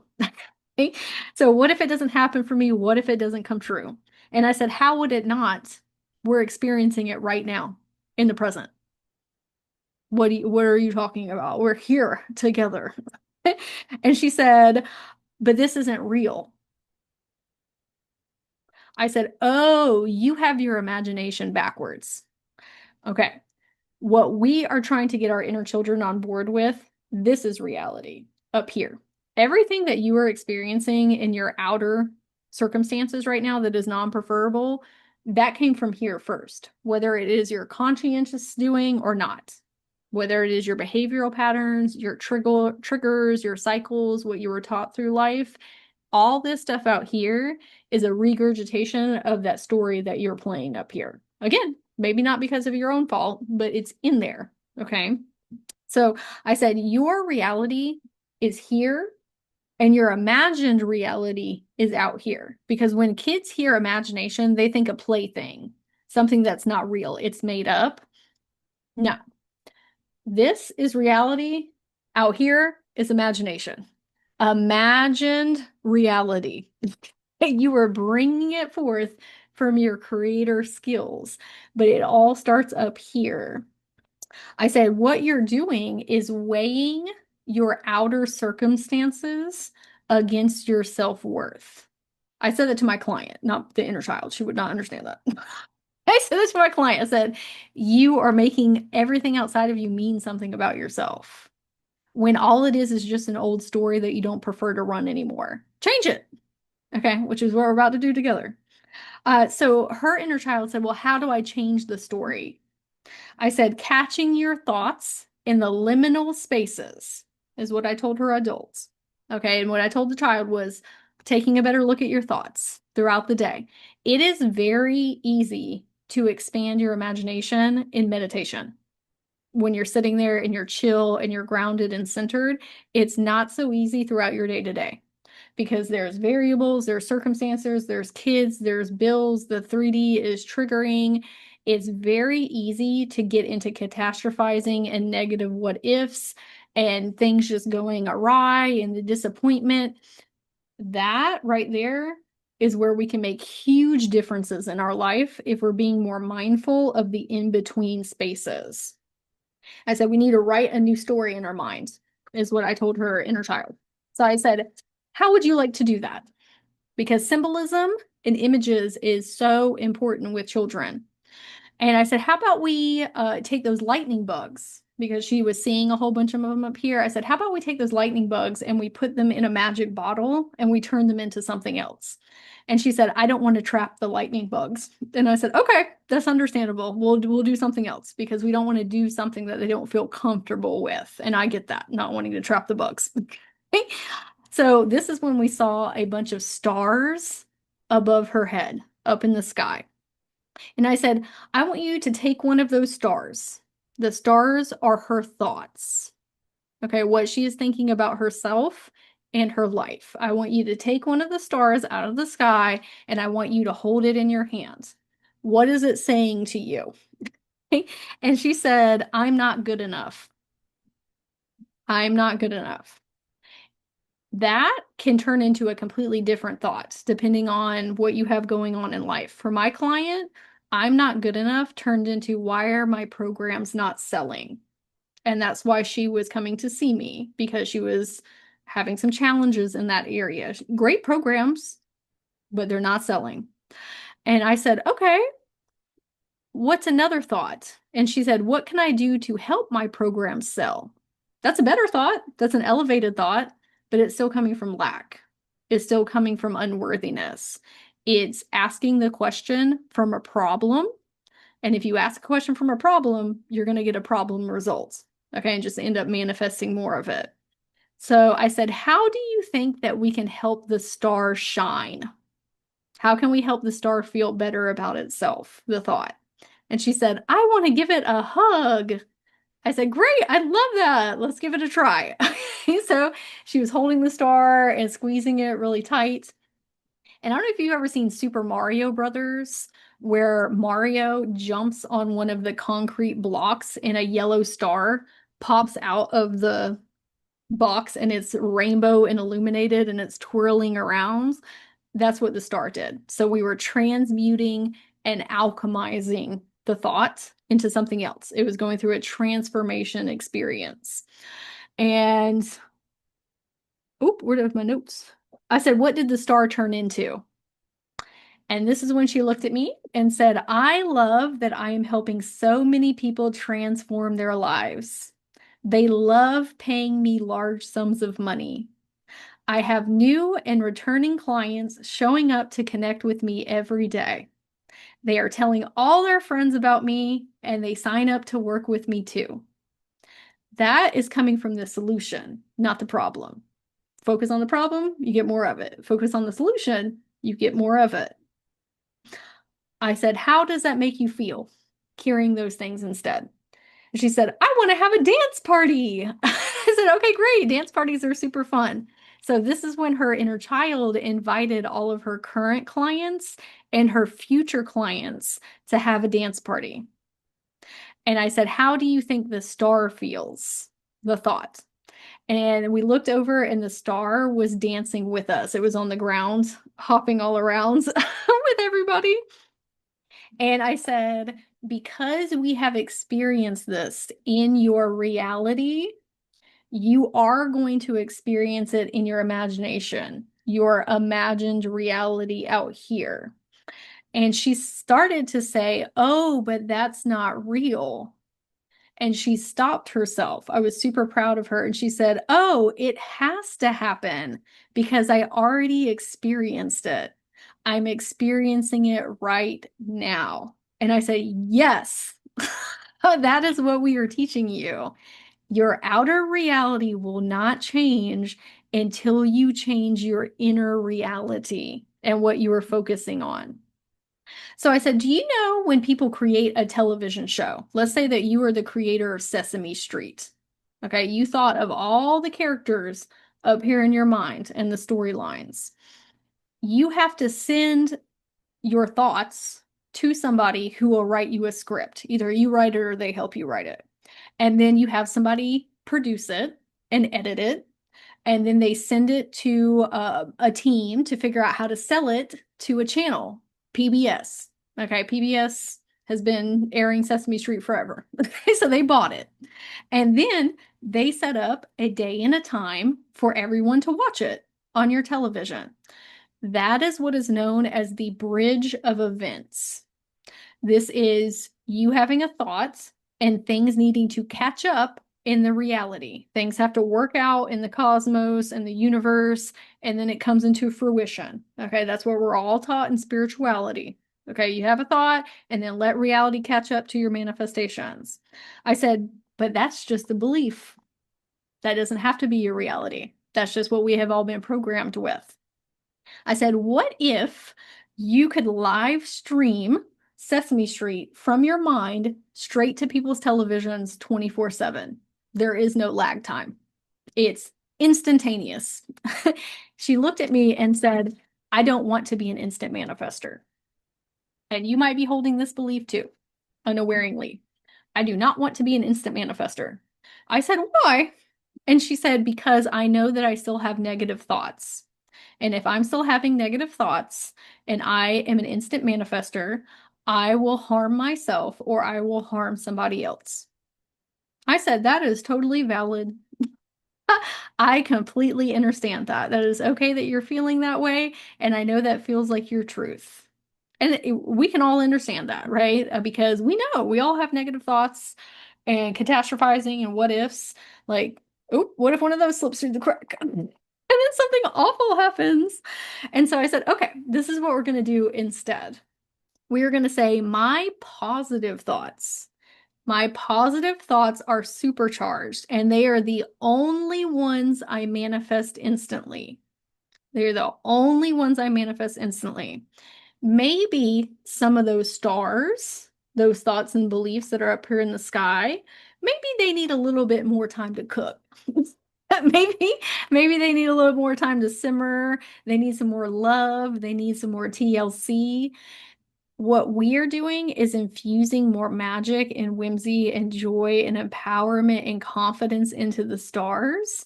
But that's the only way that those stars are going to go out into the cosmos for ourselves or for other people if they're ready to. If we're still having anxious and fearful thoughts about certain things, they're not ready yet, and that's okay. They're going to hang out at the what your kid would understand is like the vet office and get their treatments. Or they're going to just receive more love from you before they're ready to go. I said, hey, listen, a lot of these stars and beliefs up here for you, for my client and for you, are not yours. We are a community. We learn and grow from one another, and that includes positive and negative beliefs and behavioral patterns. A lot of these things up here are from your parents, your teachers, caregivers, religion, culture, society. You just got born into that. Okay, you didn't put them up there. It's not your fault. Some of them might be yours, but they're not all yours. Okay, so we need to take some pressure off of having to fix all of those or it being our faults that they're there in the first place. But you know what? If we do see one of them that doesn't make us feel good or is not in alignment with us, we're going to take that star and we're going to hold it in our hands and we're going to ask, what are you saying to me? Does that feel good or does that not feel good? Let's take it through the star wash system. Okay, like a car wash, but a star wash, and pour more love and magic and whimsy and empowerment into it. And if that star looks illuminated in rainbow energy, it's good to go. That's your manifestation for yourself or other people. We're sending it off into the cosmos, and then it can be received instantaneously. But those other negative ones, they're going to hang out for a little while longer while we continue to work on them together. So I said, also, for my perfectionists, the stars do not have to be perfect because that's a hiccup. That's, oh, it's not quite ready yet. Different people need different stars for different reasons. Everybody needs to hear things through different perspectives and experiences. And the way I quantified this, I'm a content creator. Sometimes I can be a little too hyper aware of what I'm saying and the way that I'm showing up of, oh, that quite wasn't what I wanted to say, or is everybody going to understand this? Is it going to make sense for the all? I'm going to share my love because that's my intention, and it will be received from who it is meant to be received from at the time it is meant to be received. It does not have to be a perfect star. Is it full of love and happiness and joy and empathy and compassion? Boop, that star is ready to go. Okay. If I look at it and I say, wow, that really makes me feel bad, and I think it's going to make other people feel bad, let's let that one cook a little longer. Okay. But you cannot just be so hyper aware of everything you're saying 24/7. That's where a lot of self-aware girlies get caught up of procrastinating or self-sabotaging or not putting their projects out into the cosmos. The star doesn't have to be perfect. What's the intention and how does it make you feel? Good to go. Hey, that's an instant manifester. Okay. And I said, this is not extra homework. This is not meant to overwhelm you because her inner child was like, oh my gosh, now I have to catch every single thought that I have. I'm already meditating. I'm doing all this work. And now you're saying I have to catch every single star or thought. No, this is just like the beginning of your spiritual awakening journey where you, maybe this might be you. Okay, this is me.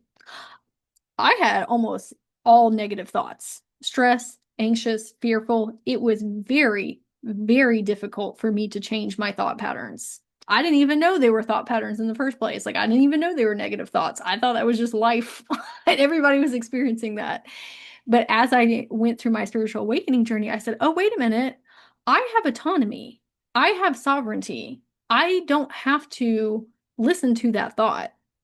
It's not my fault that it's there. That's just life and growing up. But I can make a different choice. I can pick a better thought and then have a better experience. And then as I continued on that practice of rewiring my subconscious and being mindful of what I was thinking and feeling, now it became a lot easier. It's on autopilot. Okay. And whereas maybe we had 100% negative thoughts, now it's 50-50, and then you can get to 60, 70, 80%. This is the same exact thing. If you have a thought and you say, oh, that don't feel good. Okay, I have a minute to take one of those stars out, say, what are you telling me? Okay, let's go through the star wash. That's all you need to do. Even if it's just one time extra a day, then it's 2 times and 3 times and 4 times. You're teaching yourself a new behavioral pattern with a tool and technique that makes sense for your inner children. That's it. You don't have to do it 97,000 times a day. It's one more than the last time. That's it. And then it will run on autopilot, just like the example I gave a second ago at the beginning of your spiritual awakening journey. This is us speaking from, I am so happy that we are focused on being on the other side of the solution. Okay, instead of focusing on what do I need to fix? I am the problem. I am experiencing challenges. What do I need to do? If you focus on problem, problem, problem, you manifest fear, anxiety, and things not going your way because you are manifesting from somebody who doesn't have what they want. If we're focused on the solution of, oh my God, I'm so excited that XYZ is happening. I've already experienced it in my reality. It has to happen out here. There's no other option.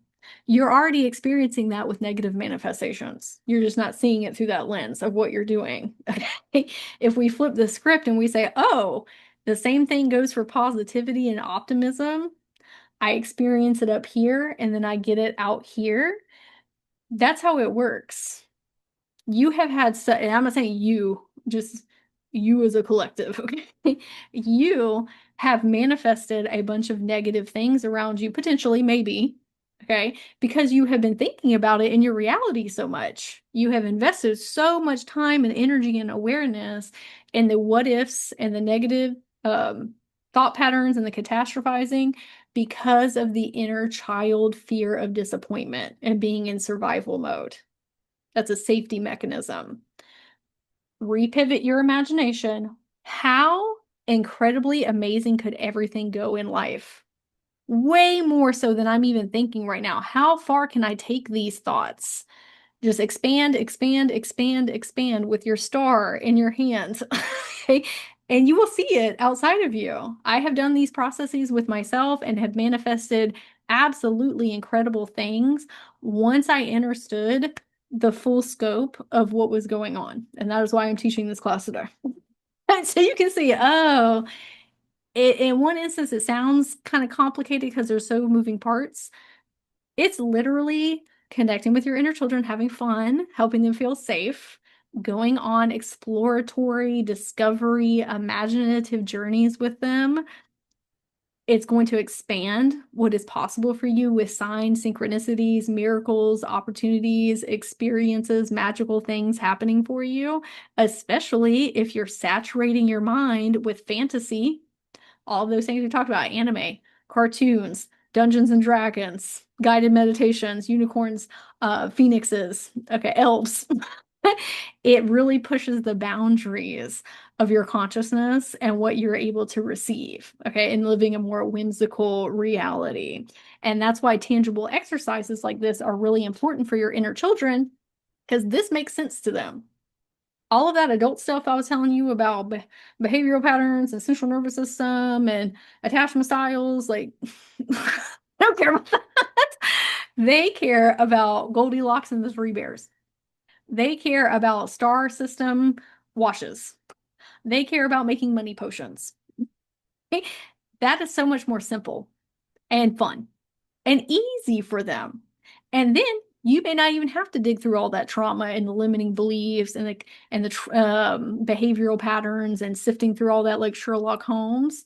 You can just go around that. By having fun and helping them feel safe. And so that is the conclusion of our class and our time together. I appreciate everyone so much for being here live or watching the replay. I hope this has helped you implement some new tools and techniques and seeing how inner child connections can be a very joyous experience. It doesn't have to be so heavy and dense as we feel it is sometimes, and gives you a better perspective of how things from childhood have affected our imagination, and that imagination is actually out here. This is reality. What happens up here, you as the main character in your script, is what brings these things into materialization out here. So if we can make this a more whimsical, positive place, and then we will have a more whimsical, positive place out here to experience in the 3D. And a way that we can get there is imaginative journeys with our inner children. So if anybody has any additional questions about things that we covered in class, again, you can book a one-on-one quantum leap activation, join my inner child healer mentorship, where we take all of this to the next level with one another to implement your own life or the lives of others, or you can reach out to me on social medias. And I would love to hear in the comments for everybody that is here live what your biggest takeaway is. That's really important for your subconscious to take the key highlights and implement it into your psyche. What was my biggest takeaway? And it's good for me for feedback as well to see how everybody is interpreting the information. So I'm gonna stop our screen share here. And then for everyone for the giveaways, I will be reaching out to you tomorrow in those regards. Okay.